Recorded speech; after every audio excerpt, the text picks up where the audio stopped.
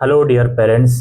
इस वीडियो में हम बात करेंगे, अगर आपके बच्चे का नाम ईडब्ल्यूएस, डीजी या चिल्ड्रन विद स्पेशल नीड की कैटेगरी में आया है, नर्सरी, केजी या फर्स्ट क्लास में, तो नाम आने के बाद आगे आपको क्या क्या करना है, कहाँ कहाँ जाना है, कब कब जाना है और आपको डॉक्यूमेंट कौन कौन से लेकर जाना है।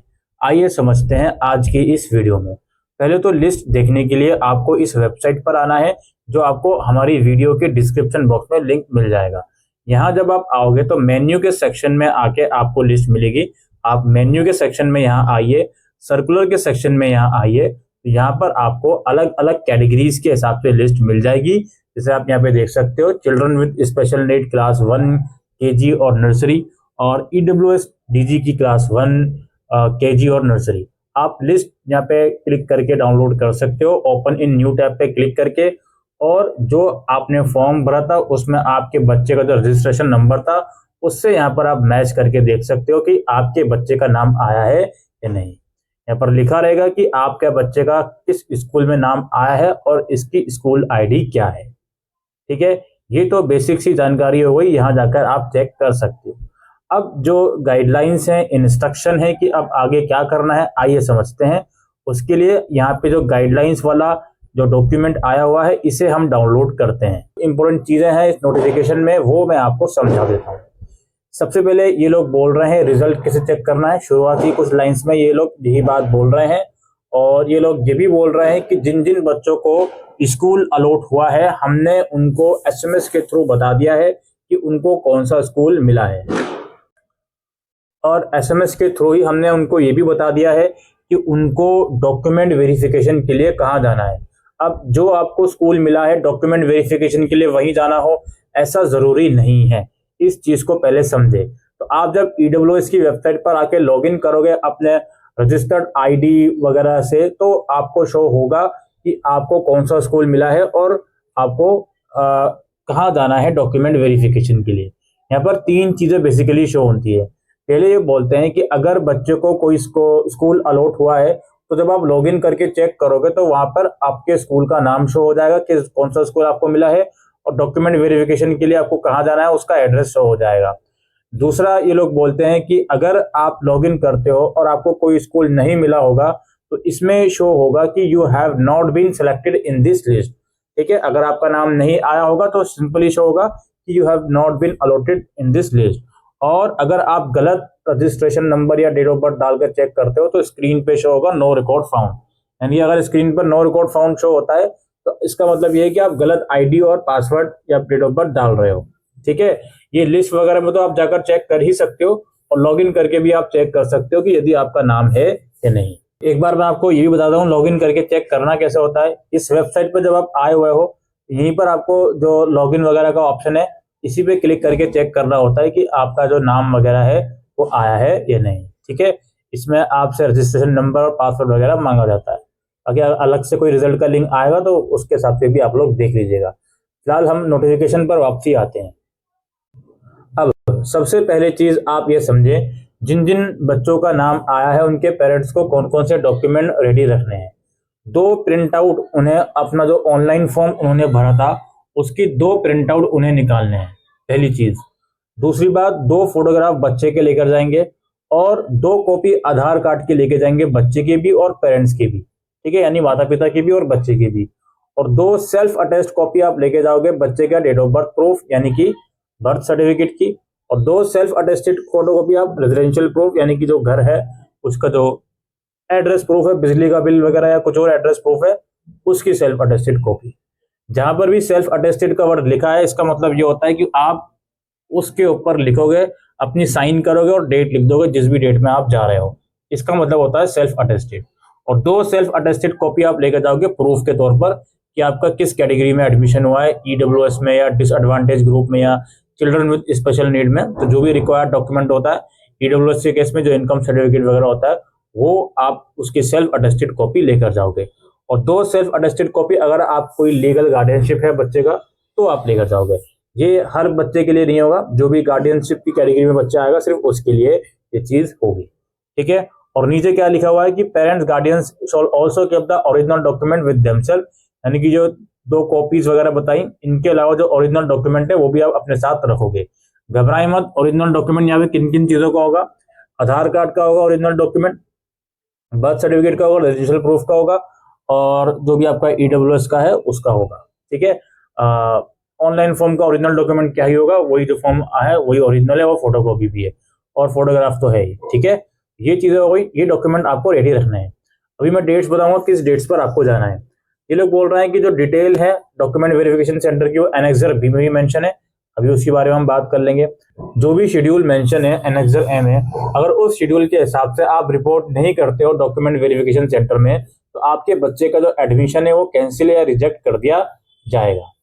और ये बोल रहे हैं कि एक बार आपको जो भी स्कूल अलॉट हो गया लिस्ट में, वो स्कूल किसी भी हाल में चेंज नहीं हो सकता। ये बोल रहे हैं कि अगर आपने कोई गलत डॉक्यूमेंट प्रोवाइड करा वेरिफिकेशन सेंटर में, तो उस कंडीशन में आप लोगों का जो एडमिशन है वो बच्चे का कैंसिल या रिजेक्ट हो जाएगा। इसके अलावा आपके बच्चे ने अगर पिछले कुछ सालों में ऑलरेडी ये जो एडमिशन की सर्विस है ईडब्ल्यूएस या डीजीएस CWSN की ये अवेल करी हुई है, और आप इस साल फिर उसका एडमिशन दिलवा रहे हो, अगर ऐसा देखा गया कि पहले भी इस बच्चे का इस कैटेगरी में एडमिशन हुआ है, तो इसका एडमिशन रिजेक्ट कर दिया जाएगा। सबसे पहले ये एनेक्सर ए है जो कि शेड्यूल है। इसमें हमारी कहानी कहाँ से स्टार्ट होगी? इसमें हमारी कहानी स्टार्ट होगी यहाँ से कि भाई जो डेट है वो 6 अप्रैल की 10 बजे की है। यहाँ जो लिस्ट है वो हमने वेबसाइट पर डाल दी है। उसके बाद आपके पास टाइम है 9 अप्रैल से 22 अप्रैल तक का, कि आपको जो भी डॉक्यूमेंट मैंने आपको अभी कुछ टाइम पहले बताए, वो डॉक्यूमेंट लेकर आपको रिपोर्टिंग सेंटर में जाना है 9 अप्रैल से 22 अप्रैल के बीच। अगर आप इन डेट्स पर नहीं पहुंच पाए तो एक और फाइनल अपॉर्चुनिटी है आपके पास, 23 अप्रैल से 28 अप्रैल के बीच आप जा सकते हो। अगर कोई डिस्क्रिपेंसी पाई गई आपके डॉक्यूमेंट के अंदर, तो उसके लिए 9 अप्रैल से 2 मई का टाइम आपको दोबारा दिया जाएगा कि आप अपने जो सही डॉक्यूमेंट है वो दे दो उन लोगों को। यहाँ पे 9 अप्रैल डेट इसलिए लिखी गई है क्योंकि काफ़ी बच्चे, जैसे 9 अप्रैल से इसका वेरिफिकेशन का प्रोसेस शुरू है, अगर कोई बच्चा 10 अप्रैल को चला गया और 12, 13, 14 अप्रैल तक पता चला कि कोई डिस्क्रिपेंसी है, तो इसलिए ये 9 अप्रैल से 2 मई की ही डेट लिखी गई है कि डॉक्यूमेंट की डिस्क्रिपेंसी सॉल्व करने के लिए पेरेंट्स को इतना टाइम दिया जाएगा। Final reason speaking order out cases to be pass by DDE zone 4 मई से 6 मई के बीच फाइनल ऑर्डर पास करा जाएगा कि भाई क्या रहा है बच्चों का, जो भी डॉक्यूमेंट जमा हुए हैं जोन वगैरह में, उसके बेसिस पर जो ऑर्डर है वो इशू करेंगे DDE जोन कि हाँ इस बच्चे के डॉक्यूमेंट सही हैं या नहीं सही है। अगर पेरेंट्स को लगता है कि जो ऑर्डर इशू करा गया है DDE जोन द्वारा वो उनके फेवर में नहीं है, तो वो DAMC पर अपील कर सकते हैं कि भाई हमारी जो आपने रिजेक्शन करा है उसको अपील कर सकते हैं 7 मई से 12 मई के बीच। और फिर जो फाइनल ऑर्डर पास आउट करेगा DAMC वो 13 मई से 16 मई के बीच करेगा। और जो भी रिकमेंडेड कैंडिडेट हैं, यानी कि जो फाइनल ऑर्डर में पास होगा DAMC के, वो DDE जोन द्वारा ही रिकमेंड होगा, उनको स्कूल में पहुंचना है 20 मई से पहले 20 मई या उससे पहले स्कूल में उनको जाना पड़ेगा, रिपोर्ट करना पड़ेगा बच्चे को। इस चीज़ का ध्यान रखें। ठीक है, ये प्रोसेस है जी। अगर बच्चा 20 मई तक उसका सारा सब कुछ क्लियर हो गया, डॉक्यूमेंट वेरीफाई हो गया कमेटी द्वारा, या कमेटी ने रिजेक्ट कर दिया और DAMC ने अप्रूव कर दिए, लेकिन 20 मई तक वो बच्चा स्कूल नहीं पहुंचा, तो उसका एडमिशन रिजेक्ट कर दिया जाएगा, कैंसिल कर दिया जाएगा। इन चीज़ों को आप लोगों को समझना है। ठीक है, ये शेड्यूल में डिटेल में समझा दिया। और एनेक्सर बी में डिस्ट्रिक्ट वाइज जो लिस्ट है वो मेंशन है कि कहाँ कहाँ पे डॉक्यूमेंट वेरिफिकेशन होंगे। आपके लॉगिन पोर्टल पर या आपको SMS में अगर आपका नाम है तो इन्हीं जो सेंटर का नाम आया होगा, एक बार इसको इस नोटिफिकेशन में जाकर भी आप लोग देख सकते हो। एनेक्सर सी के अंदर कुछ नोडल ऑफिसर की लिस्ट वगैरह है, इनसे भी आप कॉन्टेक्ट कर सकते हो अपने जोन वगैरह के हिसाब से। ठीक है, अच्छा ये चीज़ें हो गई। अब जो कमेटी वाला प्रोसेस था वो मैं आपको थोड़ा सा समझा देता हूँ। तो इसमें ये लोग बोल रहे हैं सब कमेटी जो होगी जोन की वो रिकमेंड करेगी सक्सेसफुल कैंडिडेट का नाम जिसके डॉक्यूमेंट ऑर्डर में पाए गए, यानी कि जो वेरिफिकेशन के लिए आप जाओगे अपने जोन के एड्रेस में, वहाँ पर अगर आपके डॉक्यूमेंट सक्सेसफुल पाए गए, जो भी आपकी कमेटी होगी जोन की वो आपका नाम रिकमेंड करेगी उस स्कूल में जो स्कूल आपका अलॉट हुआ है। और फिर आपको 20 मई से पहले वहाँ जाना पड़ेगा उस स्कूल में। ठीक है, अगर आप नहीं रिपोर्ट करते हो उस स्कूल में 20 मई से पहले तो आपका बच्चे का एडमिशन कैंसिल हो जाएगा। इसके अलावा ये बोलते हैं अगर कोई डिस्क्रिपेंसी पाई जाती है आपके डॉक्यूमेंट में इसी प्रोसेस के दौरान, वेरिफिकेशन प्रोसेस के दौरान, तो एक डेफिशिएंसी मेमो जो है आपको इशू करा जाएगा और आपको वैलिड और दोबारा से अपडेटेड डॉक्यूमेंट प्रोवाइड करने का मौका दिया जाएगा। इस चीज़ का ध्यान रखें, ये 2 मई से पहले पहले आपको ये मौका दिया जाएगा, जो मैंने शेड्यूल अभी समझाया था उस हिसाब से। और जो फाइनल अपॉर्चुनिटी है वो भी दी जाएगी उन कैंडिडेट को जो नॉन रिपोर्टेड हुए 22 अप्रैल तक, उनको फाइनल अपॉर्चुनिटी 23 अप्रैल से 28 अप्रैल के बीच दी जाएगी। ये यहाँ पर लिखा गया है, सुबह 10:30 से 4:30 बजे के बीच।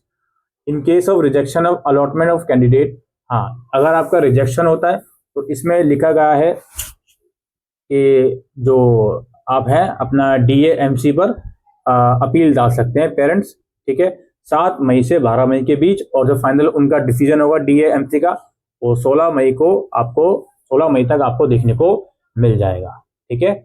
और चूंकि 16 मई तक देखने को मिल ही जाएगा और जो स्कूल में पहुंचने की डेट है वो 20 मई है, तो उससे पहले पहले आपको पहुंचना है। तो ये जो आपका डॉक्यूमेंट वेरीफाई होंगे और रिपोर्टिंग स्टेटस होगा, इन सबका स्टेटस भी जो आपका लॉगिन पोर्टल है, जो आपका रजिस्टर ID और पासवर्ड की मदद से करना है लॉगिन, वहां पर आपको भी शो होता रहेगा, तो आप भी पेरेंट्स भी चेक करते रहेंगे। और चूंकि आप ये डॉक्यूमेंट की ओरिजिनल की भी बात हुई, वो भी लेके जाने हैं और 2 सेट ऑफ फोटोकॉपी लेके जाने हैं। तो जो एक सेट ऑफ फोटोकॉपी है वो तो जो आप इनिशियल जोन अपने एड्रेस में लेके जाओगे वेरिफिकेशन सेंटर में वो लोग रख लेंगे, और एक सेट ऑफ फोटोकॉपी जो है वो अपने ऑर्डर के साथ अटैच करके देंगे, ताकि वो जो है आप अपने स्कूल में जब आप जाओगे 20 मई या पहले पहले तो वहां पर दिखा पाओ। और ये स्कूल की भी जिम्मेदारी है कि जो एजू पोर्टल है पेरेंट्स का या बच्चे का, उसमें शो करे रिपोर्टिंग स्टेटस 20 मई से पहले 20 मई तक जो बच्चे रिपोर्ट करते हैं उनका। और यहाँ पे एक और पॉइंट लिखा हुआ है कि जो स्कूल है बच्चे से कोई भी ट्यूशन फीस चार्ज नहीं करेगा जिनका भी एडमिशन EWS, DG या CWSN की कैटेगरी में हुआ है। इसके अलावा स्कूल को फ्री बुक्स, स्कूल यूनिफॉर्म और राइटिंग मटेरियल बच्चे को प्रोवाइड करनी है जिनका भी एडमिशन हुआ है इस पर्टिकुलर कैटेगरी में। 1 हफ्ते के अंदर जिस भी डेट को बच्चा स्कूल में रिपोर्ट करता है उस हिसाब से 1 हफ्ते के अंदर ये चीज़ें प्रोवाइड करनी है प्राइवेट। और जिन जिन बच्चों का एडमिशन हुआ है उन बच्चों के लिए इंट्रोडक्शन सेशन भी स्कूल को ऑर्गेनाइज करना है पेरेंट्स के साथ। तो इस चीज़ को लेके पेरेंट्स काफ़ी परेशान होते हैं कि सर सेशन शुरू हो गया, ये लिस्ट काफ़ी लेट निकल रही है। तो ये स्कूल की जिम्मेदारी है, अब ये गवर्नमेंट गाइड कर रही है स्कूल को कि ऐसा आपको करना है। अब वो प्राइवेट स्कूल वाले अपनी मनमानी करेंगे तो इसके रिगार्डिंग तो हम खैर कुछ कर नहीं सकते। और यहाँ पे एक चीज़ और लिखी गई है इस नोटिफिकेशन में, जो भी आपके वेरिफिकेशन सेंटर हैं वहाँ पर आपके डॉक्यूमेंट एक बार वेरीफाई हो गए तो इसका मतलब आपका काम हो गया। अगर उसके बावजूद भी स्कूल आपसे ये कहे कि नहीं जी ये डॉक्यूमेंट लाओ वो डॉक्यूमेंट लाओ, तो स्कूल की गलती है, स्कूल ऐसा नहीं कर सकता, ठीक है। आप केवल एक ही बार वहाँ पे जो वेरिफिकेशन सेंटर है वहीं पर आपके डॉक्यूमेंट वेरीफाई होंगे। अगर वो सक्सेसफुल हो गए तो इट मीन्स आपके बच्चे का एडमिशन होना ही है, हो ही गया है। उसके बावजूद स्कूल अपनी कोई मनमानी करे तो ये स्कूल की गलती है, स्कूल की। और बाकी दोस्तों इस नोटिफिकेशन में कुछ अलग अलग एनेक्जर्स वगैरह लिखे गए हैं, कुछ आपकी ग्रीवेंस वगैरह हैं, तो उसके हिसाब से आप उन एनेक्जर को फॉलो करते हुए ग्रीवेंस वगैरह भेज सकते हो, ठीक है। तो हम कुछ जानकारी EWS DG एडमिशन से रिगार्डिंग आप सभी पेरेंट्स को और स्टूडेंट्स को दे सकते थे। Thank you.